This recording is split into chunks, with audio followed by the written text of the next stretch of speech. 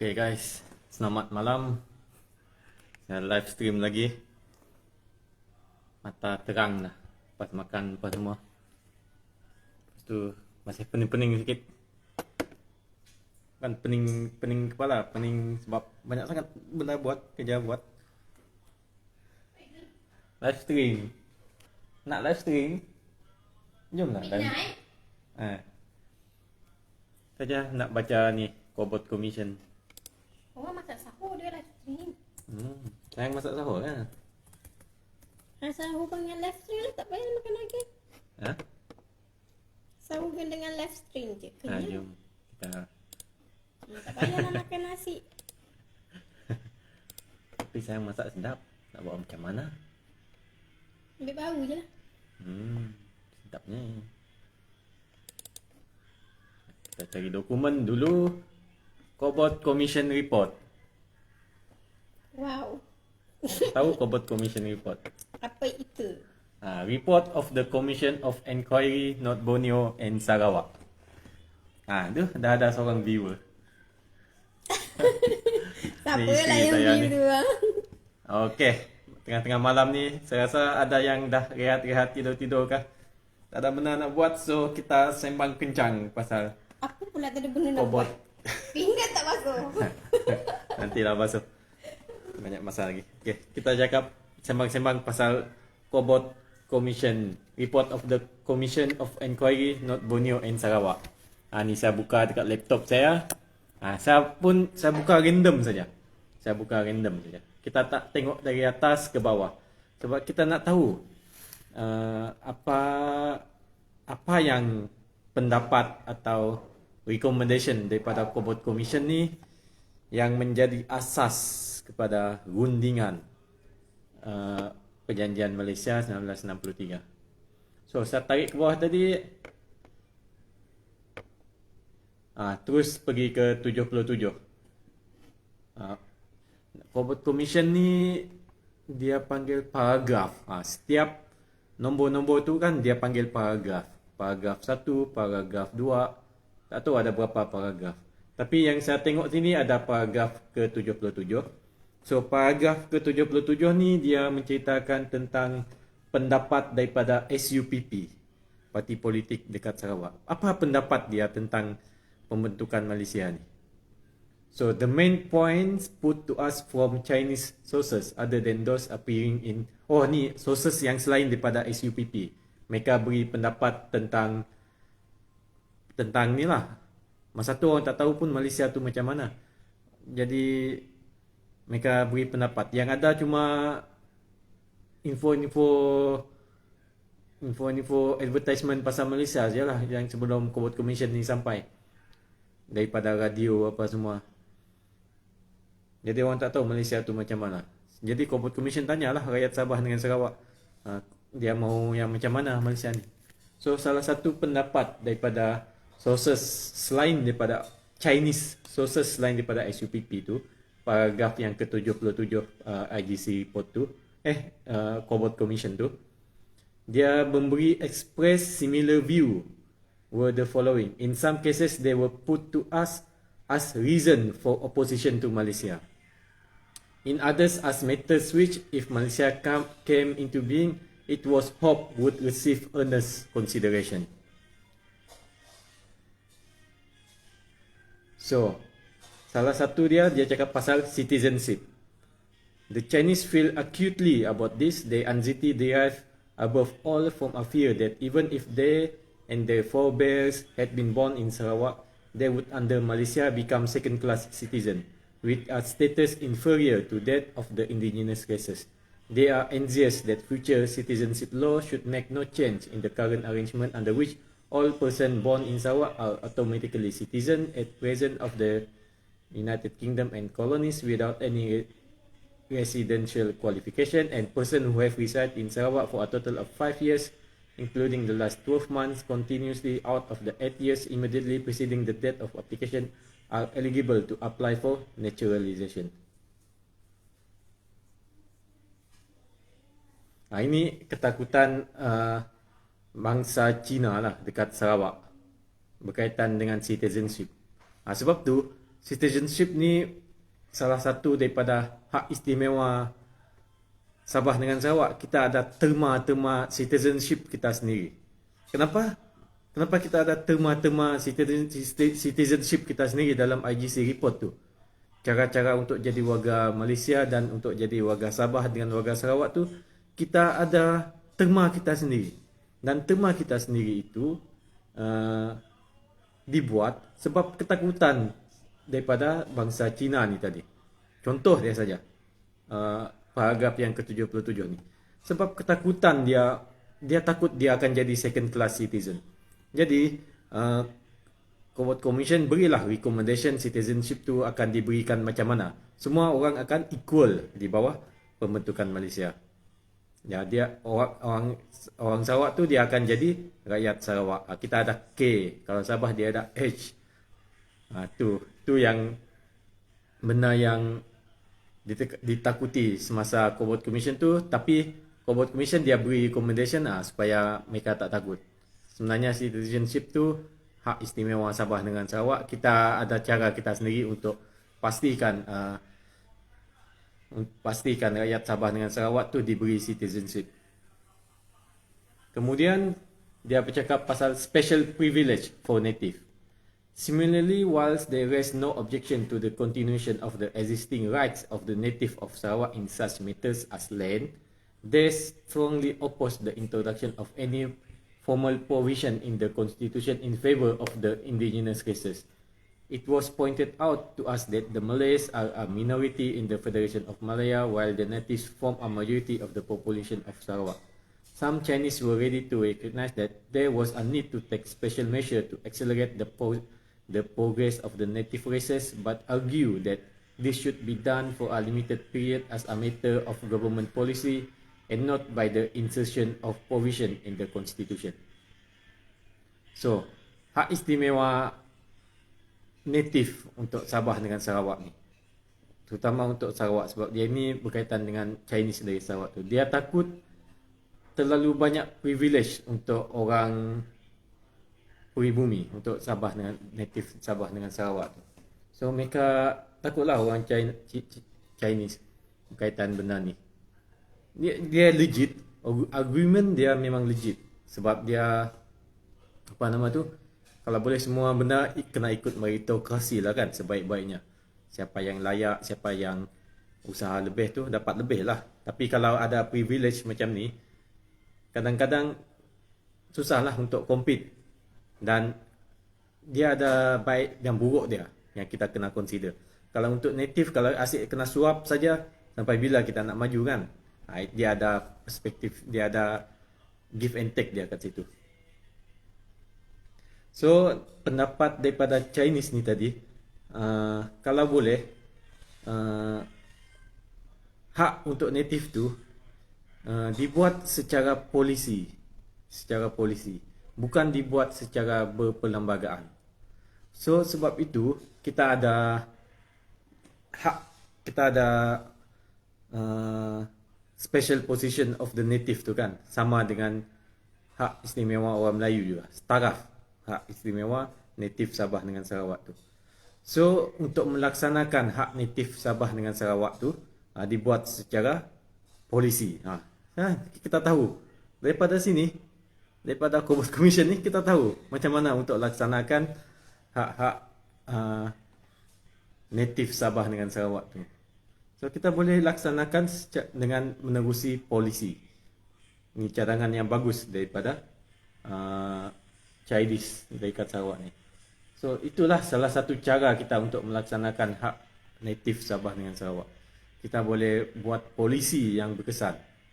Tak perlu buat secara perlembagaan. Kalau buat secara perlembagaan, dia macam put into stone lah.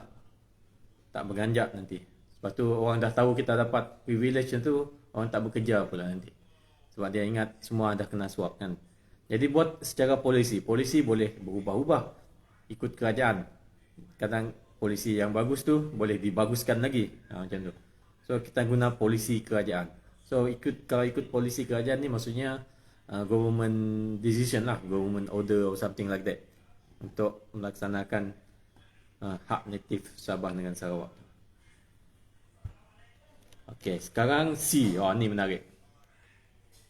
Dia bercakap dengan position of Sarawak in relation to the federal government. Apa dia tulis ni?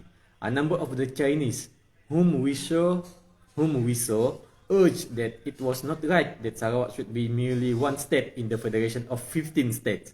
Her size alone justify more favorable treatment. Tapi terpotong ni 76 ni. 77 ni. Request kah dia pergi ke bawah?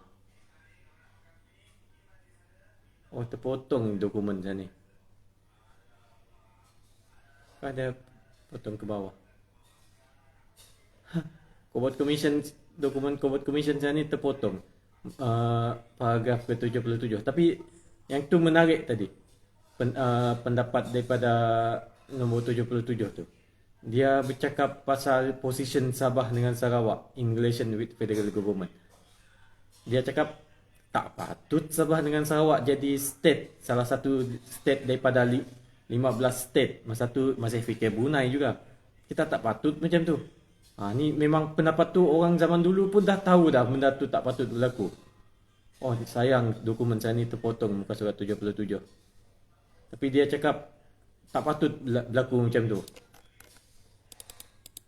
So orang dulu jadi pendapat ni kan, pendapat yang mengatakan Sarawak ni tidak sepatutnya jadi salah satu daripada 15 state Persekutuan Tanah Melayu itu memang sudah dibincangkan semasa Cobalt Commission dulu.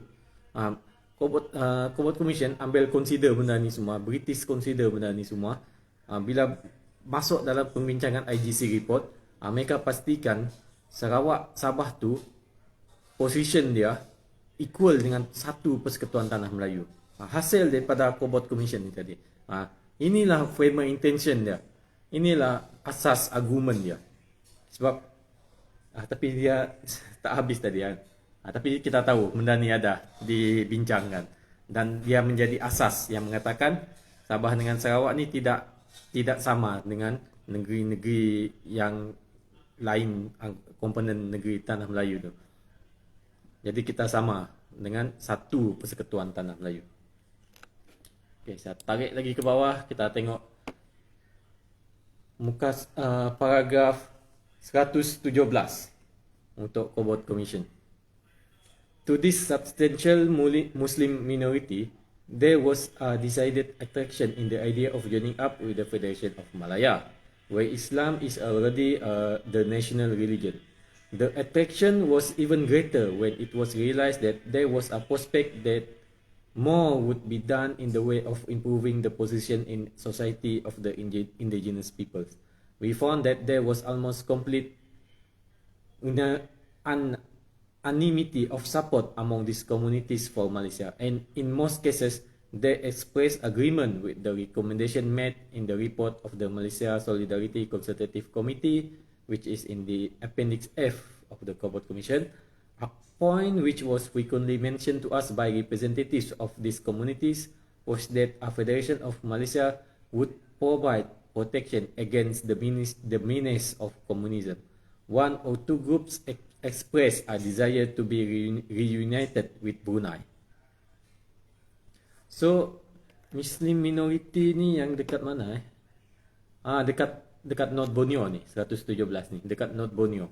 So, Muslim minority dekat North Borneo ni, dia memang attracted dengan pembentukan Malaysia ni sebab dia mempertahankan agama dia lah. Sebab kita kan semua macam-macam agama, of course kita mahu semua agama kita protected. Dan dia memang attracted dengan Perlembagaan Persekutuan Tanah Melayu itu sendiri sebab Islam sudah dijadikan sebagai national religion.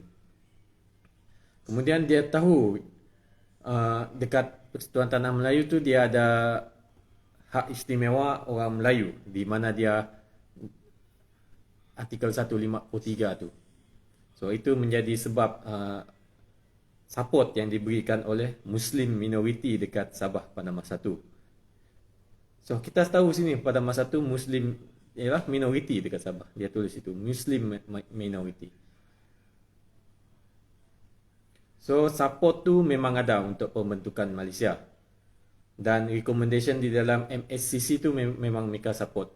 Untuk poin agama Islam tu tadi dengan untuk membantu memajukan orang Islam tu. Untuk memajukan indigenous people.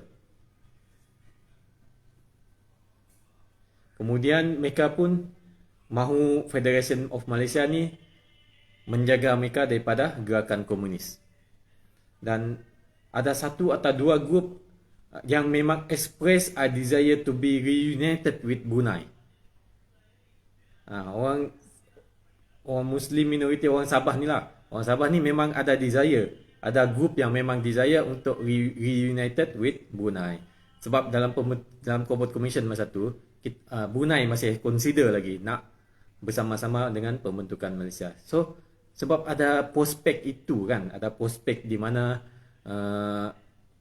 Brunei itu kemungkinan akan menyertai pembentukan Malaysia. Jadi North Borneo pun, orang North Borneo pun support jugalah.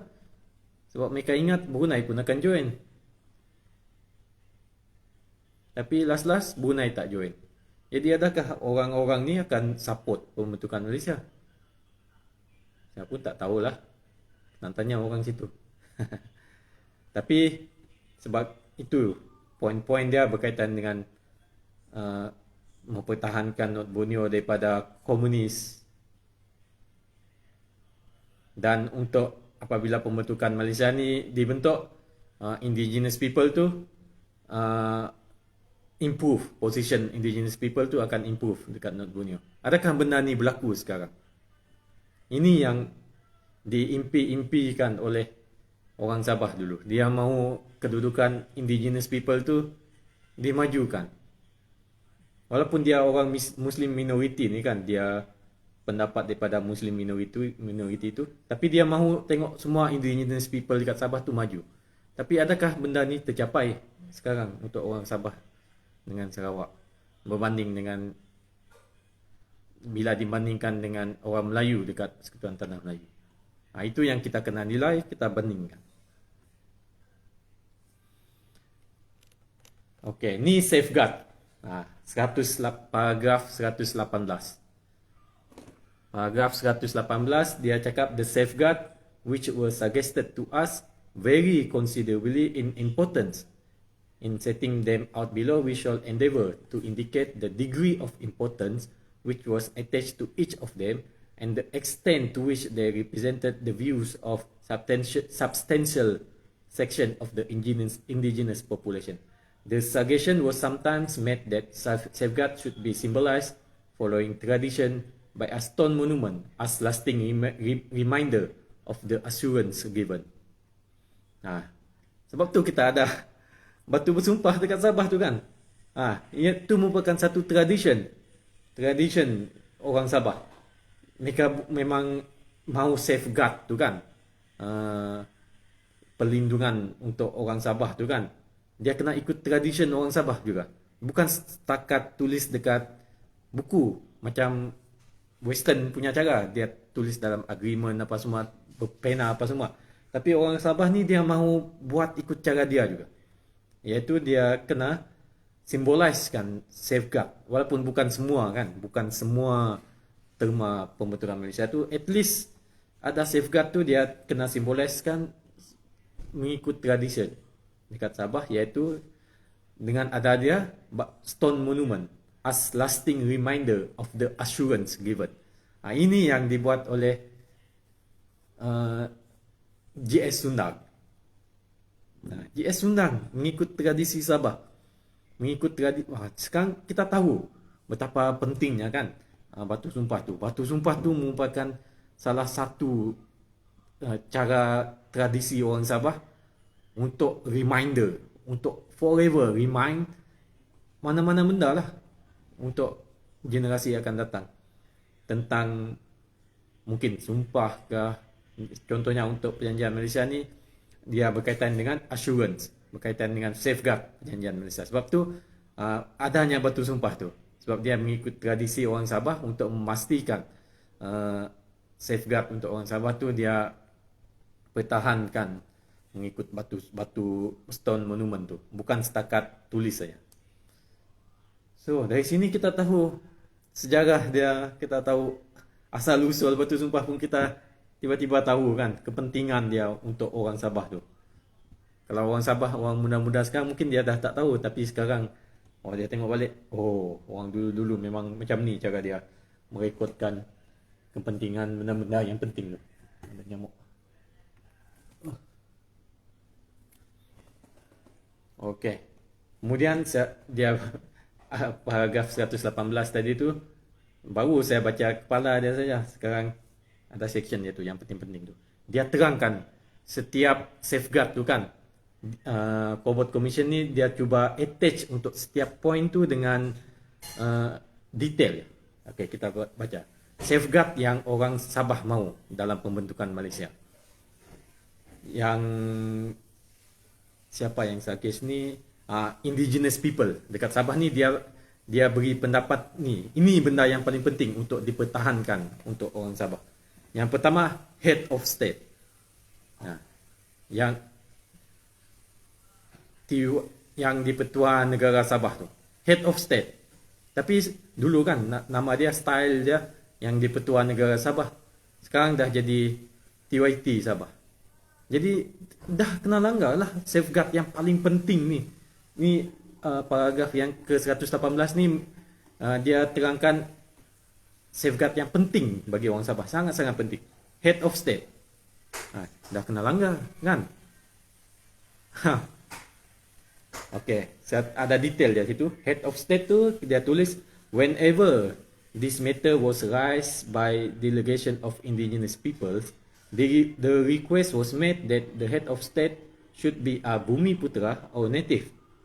Much less frequently, the appointment of chief minister was mentioned. And it was clear that there was some confusion of mind regarding the division of function between these two posts. While some groups asked the chief minister should be a native, others were ready to agree that he might come from any race provided that he was a citizen. So dekat sini kan kita nampak semasa pembentukan Malaysia awal-awal tu, kemudian kita ada Sabah kan. Contohnya Donald Stephen dengan siapa nama Ketua Menteri Sabah dulu tu?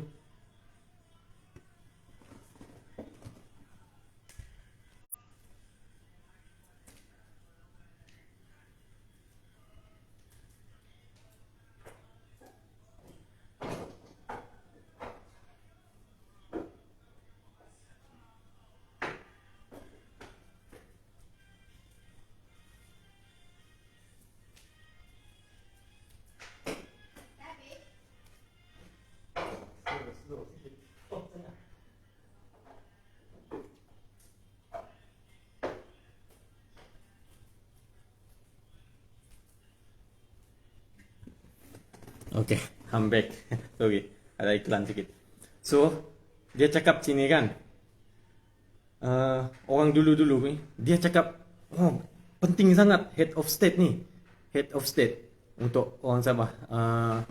Dulu gubernur lah kan, untuk pelantikan yang di Pertua Negeri, yang di Pertua Negara Sabah tu. Sangat penting bagi orang Sabah. Tapi bila orang Cobalt Commission tengok ni kan, mereka, orang Sabah ni tahukah beza antara yang di Pertua Negeri, yang di Pertua Negara dengan Chief Minister? Daripada ni kita tahu orang Sabah masa tu dia bisalah kan, kita pun belum cukup matang tentang pentadbiran masa tu kan. Jadi mereka tak tahu yang sebenarnya yang paling berkuasa dalam perlembagaan kan. Yang paling berkuasa tu, yang ada kuasa eksekutif tu sebenarnya Chief Minister, bukan yang di Pertua Negara Sabah. Sama juga bila mula-mula pembentukan Malaysia 16 September 1963 tu kan. Donald Stephen dengan Tun Mustafa tu kan. Mereka bertukar-tukar jadi yang di Pertua Negara Sabah dengan Chief Minister. Mula-mula setuju nak jadi yang di Pertua Negara Sabah. Mula-mula dia ingat dia yang paling berkuasa. Sebab dia tak tahu division of power antara Chief Minister dengan yang di-Pertuan Negara Sabah tu. Sama macam yang diberitahu kat sini. Sebab saya memang ada baca buku tu, sejarah pergelutan kuasa lah antara Donald Stephen, Tun Mustafa apa semua tu. Mula-mula mereka mereka jadi pegang jawatan tu kan. Mereka tak tahu, mereka ingat yang di-Pertuan Negara tu yang paling berkuasa. Rupanya yang paling berkuasa tu Chief Minister, yang jadi Chief Minister tu yang lebih berkuasa. Sebab dia yang ada kuasa executive power. Dari sini kita tahu ada seolah-olah ada confusion of mind dekat Sabah masa tu. Sebab kita pun masa tu masih, kita tak matang, kita cukup matang saja tentang pentadbiran negara ni. Kita tak ada perlembagaan pun masa tu, kita tak tahu division of power tu macam mana. Sebab tu kita kena masih perlu 10 atau 15 tahun, maksudnya kena ada 2 atau 3 kali election, pilihan raya. Baru kita faham siapa struktur pentadbiran kerajaan tu macam mana. Siapa ada Chief Minister, ada kabinet, ada minister, ada yang di-Pertuan Negara, ada function dia masing-masing. Tapi bila semasa Cobalt Commission pun dah detect dah benda ni. Orang Sabah dia tak faham sangat division of power antara yang di-Pertuan Negara Sabah dengan Chief Minister. Sebab itulah ada yang mengambil kesempatan dengan keadaan ni. Dia tawarkan jawatan ni, tawarkan jawatan ni kepada orang Sabah.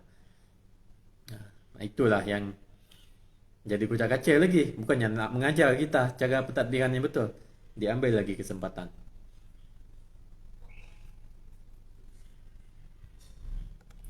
Kemudian Head of State. Sekarang Head of Federation. Ini pun penting juga untuk orang Sabah. On the question of the eligibility of the Head of State for the post of Head of the Federation, iaitu yang di-Pertuan Agong, few opinions were expressed. Some were ready to accept a situation where the Yang di-Pertuan Agong would continue to be elected from among the rulers of the states in Malaya, so that the Head of State in Borneo could never be eligible. Some consider that their Head of State should also be eligible. So ada 50-50. So ini masih dalam rundingan lagi ni. Maksudnya dia tak tulis dalam mark on stone. Maksudnya orang Sabah dengan Sarawak, even sampai sekarang kita masih boleh demand supaya Gubernur Sarawak yang di-Pertuan Negara Sarawak tu ada hak untuk menjadi yang di-Pertuan Agong Persekutuan Malaysia. Kenapa tak ada hak? Kita bukan macam Penang atau Melaka. Kita tak sama taraf dengan Penang dengan Melaka. Kita wilayah dalam Malaysia. So kita ada hak untuk menjadi untuk kita punya Head of State tu jadi Head of the Federation, jadi yang di-Pertuan Agong untuk Malaysia. Possible. Tak ada dalam perlembagaan cakap yang benda tu tak possible. Kita boleh tambah dalam perlembagaan. Kita boleh buat undingan supaya benda ni boleh ditambah. Sebab orang Sabah dengan Sarawak dulu memang dia 50-50.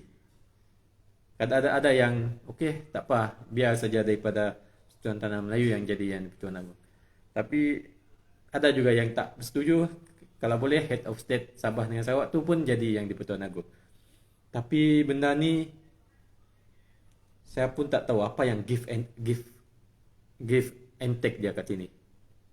Tapi sekarang dipersetujui yang di-Pertuan Agong tu daripada State of Malaya kan, tak dikena sentuh. Saya rasa ada yang benda yang orang Sarawak dengan Sabah dapat tu, hasil daripada kita beri Head of State tu cuma daripada Persekutuan Tanah Melayu. Mesti ada rundingan tu, yang benda yang kita dapat. Saya rasa benda yang kita dapat tu ialah kita dapat proportionate social punya money tu, social proportionate money untuk orang Sabah dengan Sarawak tu. Tapi benda tu sudah mereka buang dalam perlembagaan. Sebetulnya kita ada duit tu. Mana-mana duit yang diberi kepada JAKIM dekat Persekutuan Tanah Melayu kan, banyak duit yang diberikan kepada orang Islam dekat Persekutuan Tanah Melayu tu, ada proportionate tu yang kena beri kepada orang bukan Islam dekat Sabah dengan Sarawak untuk menjaga kepentingan orang bukan Islam dekat Sarawak. Kemudian yang ketiga, yang paling penting bagi orang Sabah ni ialah immigration. Macam yang saya cakap sebelum ni. There was a general demand that immigration from other parts of the federation should be controlled by the state governments. Inilah asas dia. Memang demand habis-habis orang Sabah dengan Sarawak yang immigration ni sepatutnya kena kontrol oleh state government. Masukkan dalam Cobalt Commission juga. Tapi sebenarnya dalam rundingan awal antara British dengan Persekutuan Tanah Melayu, British sudah tagih awal-awal dah cakap kalau tak setuju dengan immigration ni milik Sabah dengan Sarawak, tak akan start pun Cobalt Commission. Tapi mereka tambah lagi supaya kuatkan lagi permintaan immigration ni yang datang, supaya benda tu datang sendiri daripada orang Sabah dengan Sarawak. Dia tulis lagi supaya berlayer-layer kekuatan untuk mempertahankan immigration tu. Kemudian religion. The request came from the Muslim that Islam should be the national religion, as in the Federation of Malaya. There was everywhere agreement, however, that there should be no restriction on complete freedom for other religions. On the other hand, representation were made by many persons of other religious faiths that, as Muslims were in a minority in North Borneo, there was no case for forcing Islam on the country as the religion of the state, nor should Islam be the national religion in the new federation. Some of the non-Muslim groups expressed the anxieties which he had already heard in Sarawak about possible preference for Muslim over non-Muslim. Pasal religion ni memang dia sudah kena address juga, sebab pasal religion ni ada detail dia dalam IGC report. Yang tu lebih detail lagi. Tapi kekhawatiran tu dia disuarakan di dalam Cobalt Commission ni.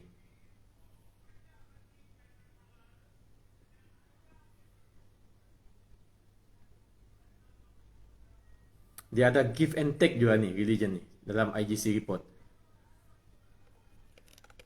Kemudian status of North Borneo in Malaysia.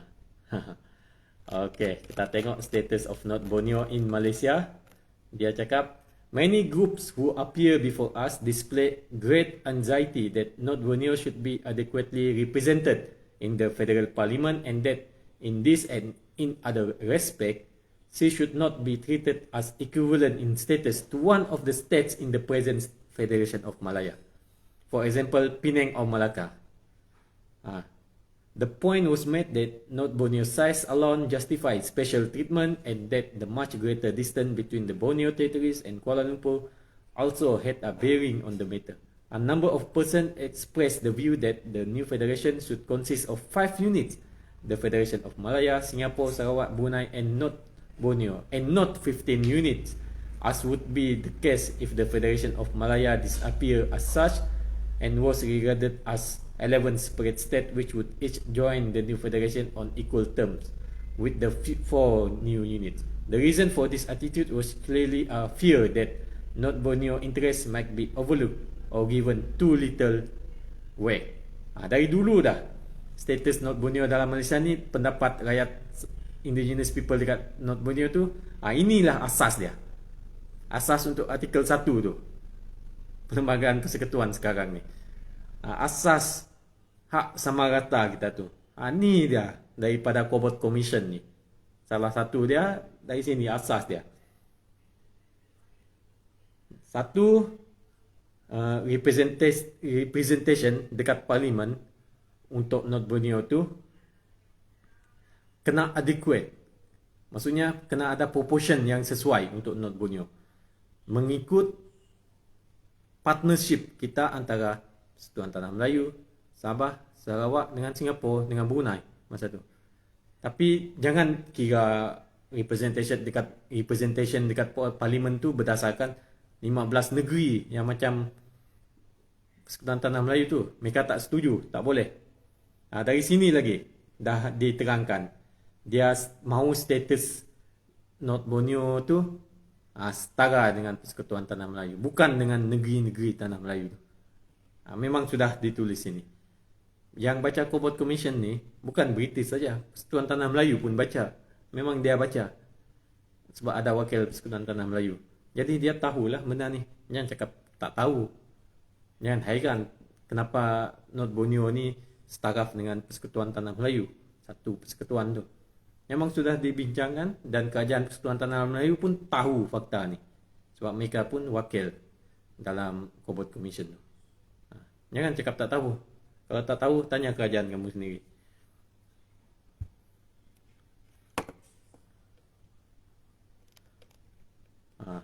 The reason for this attitude kan, supaya status Sabah tu sama dengan Sarawak, sama dengan Persekutuan Tanah Melayu, Singapura dengan Brunei.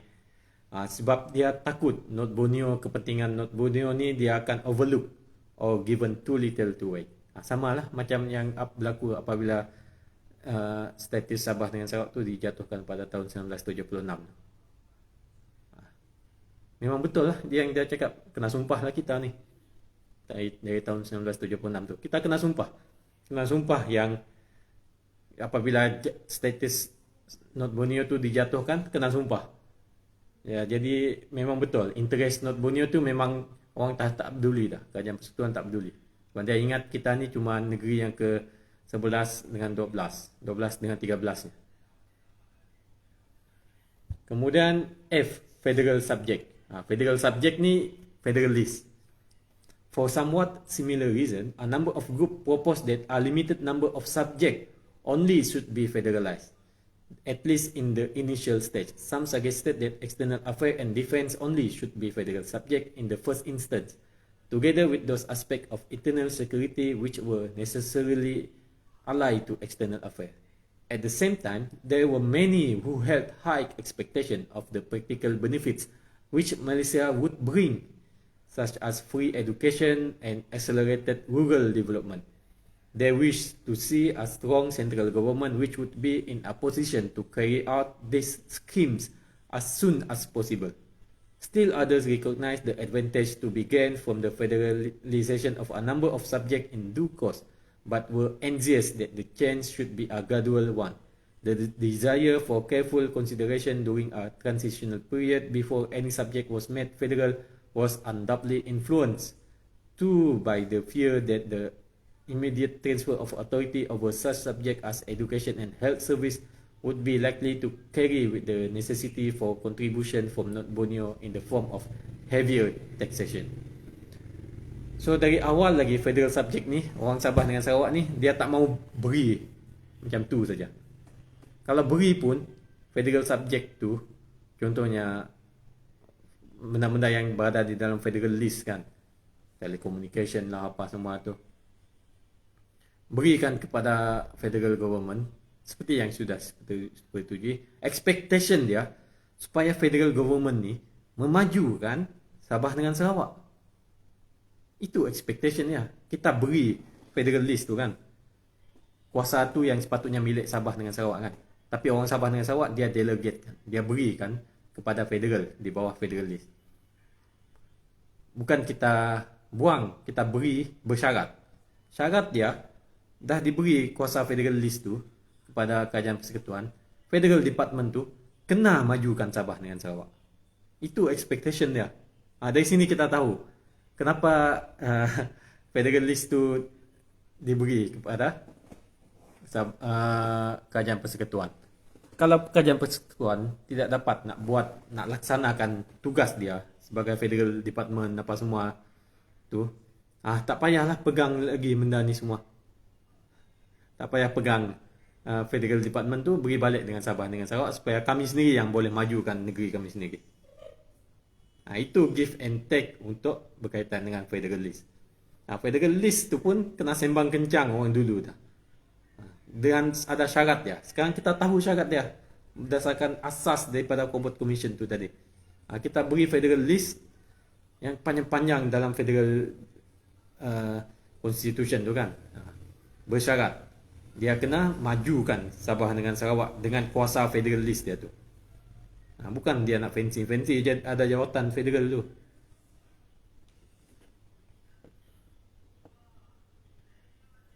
Okey. Sekarang kita tengok yang language, bahasa. Among the indigenous peoples, there was a general acceptance of the proposition that Malay, which is already the lingua franca of North Borneo, should become the national language.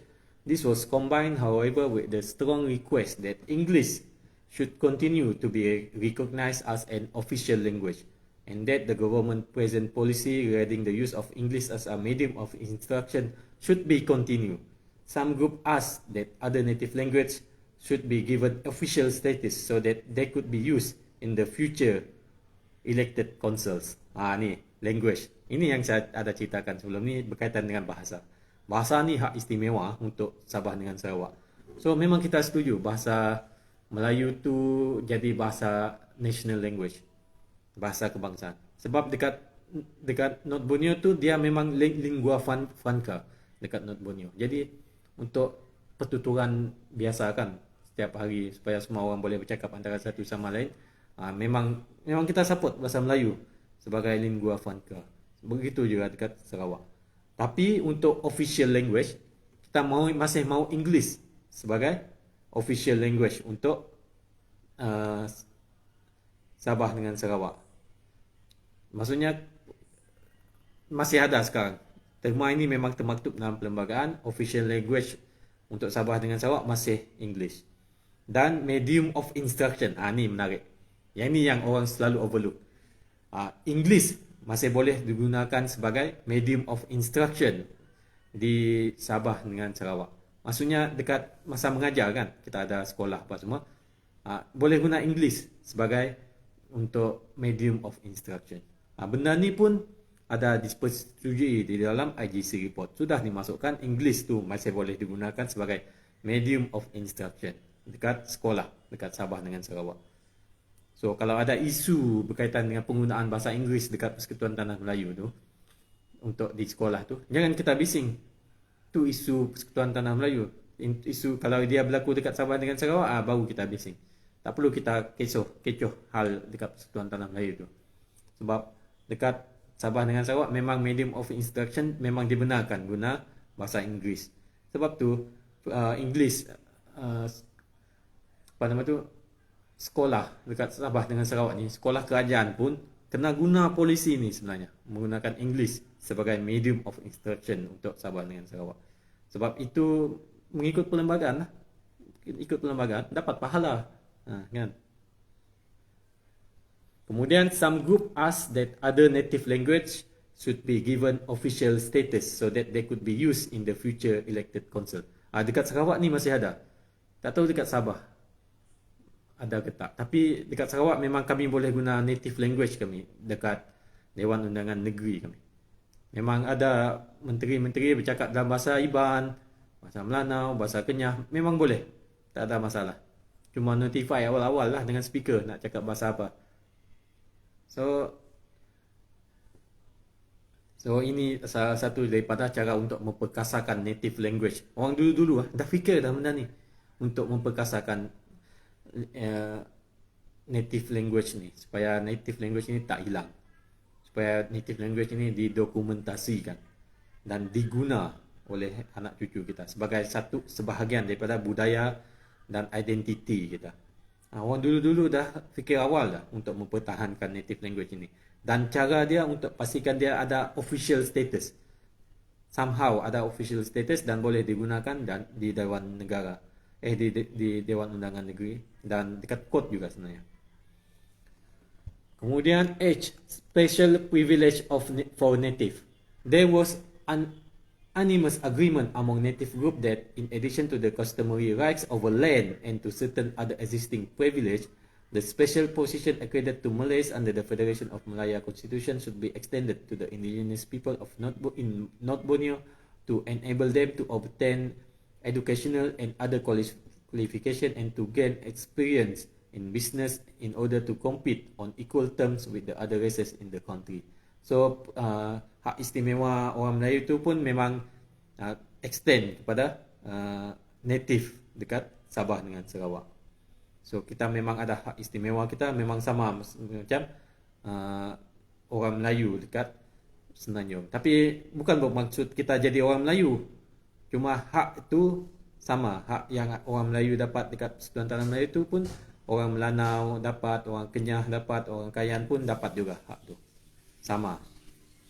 Sebab tu kalau ada saja benda yang orang dapat dekat sini kan, dekat Johor kah, dekat Pahang kah.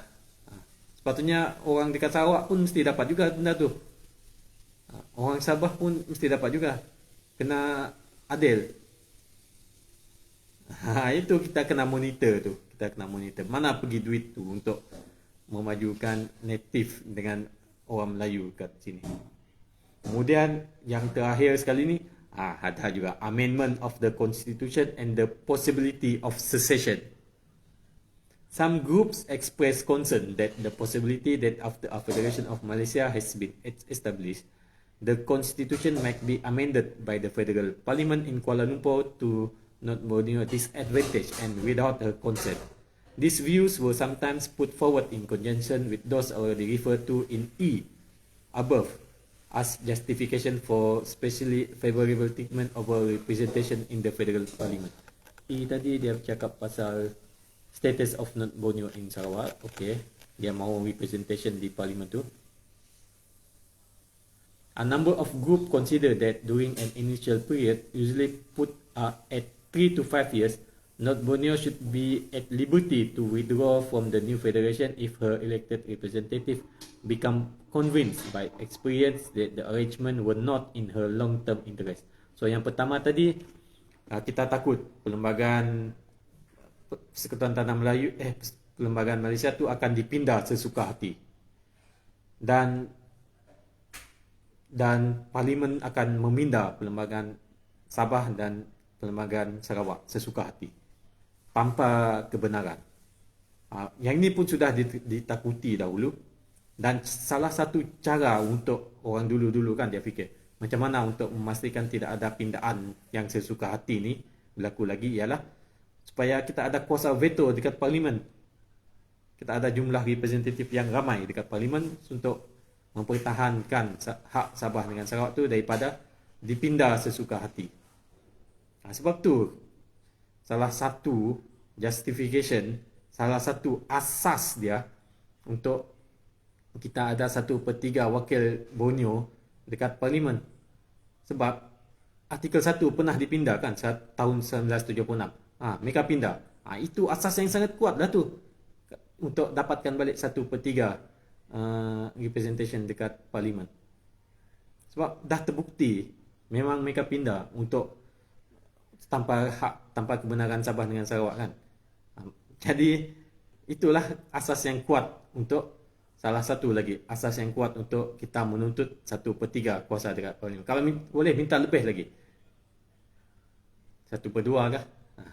Mungkin 1 lebih lagi lah, mungkin 40%, macam tu, 45%, sikit-sikit kita minta lebih banyak. Siapa suka dilanggar kan? Kita tak mau langgar. Sebab tu kita minta 1/3 tu supaya kita ada kuasa at least untuk mempertahankan perlembagaan tu daripada dipindah sesuka hati. Kemudian a number of group tu tadi dia consider mula-mula dalam pembentukan Malaysia tu North Borneo ada hak untuk menarik diri daripada persekutuan. Kalau dia tahu persekutuan Malaysia ni tak bagus untuk North Borneo lah, dia mahu ada condition untuk menarik diri. Yang ni pun British sudah consider. Macam mana British consider? Dia beri kita perlembagaan. Dia beri kita perlembagaan, kita ada kerajaan negeri kita sendiri. Kita ada kerajaan negeri kita sendiri, kita ada elected representative. Kita ada elected representative tu kita boleh mengundi. Kita boleh undilah siapa kerajaan yang akan membuat keputusan tentang status kita di dalam pembentukan Malaysia. British tak beri kita 3 or 5 years yang awal-awal pembentukan Malaysia tu, tapi British beri kita setiap 5 tahun kita boleh decide. Dia beri kita perlembagaan tu, dia beri kita hak direct election tu, setiap 5 tahun kita boleh decide. Decide lah apa mau status kita dalam Malaysia ni. Okey, saya rasa itu saja untuk saya sembang kencangkan berkaitan asas pembentukan Malaysia ni tadi. At least kita sudah tahu beberapa asas yang lebih penting, yang penting dalam pembentukan Malaysia tu, dan asas rundingan tu pun kita tahu macam mana tu sebenarnya. Supaya kita duduk berunding tu, kita tahu asas dia macam mana. Kita tadi bercakap pasal head of state, head of federation, immigration, religion, status of North Borneo in Malaysia, federal subject, language, special privilege for native, amendment of constitution. Yang saya minat tadi tu ialah berkaitan federal list tu tadi. Kita beri federal list tu tadi kan dengan bersyarat. Federal department tu dia kena majukan Sabah dengan Sarawak. Bukan kita duduk beri, kita tak beri percuma. Kita bukan, this is not charity. Ini bukan rumah anak rumah bukan charity lah. Tak tahu bahasa Melayu charity tu apa. This is not charity. Kita beri dengan bersyarat. Kita beri hak federal list tu kepada federal item-item ni. Syarat dia majukan Sabah dengan Sarawak. Kalau tak dapat majukan Sabah dengan Sarawak, beri balik federal list tu kepada Sabah dengan Sarawak. Kita boleh demand macam tu. Okay, macam tu sajalah untuk sembang bincang kita tengah-tengah malam ni. Saya pun dah habis suara dah. Okay, thank you for watching. Nanti kita sambung balik.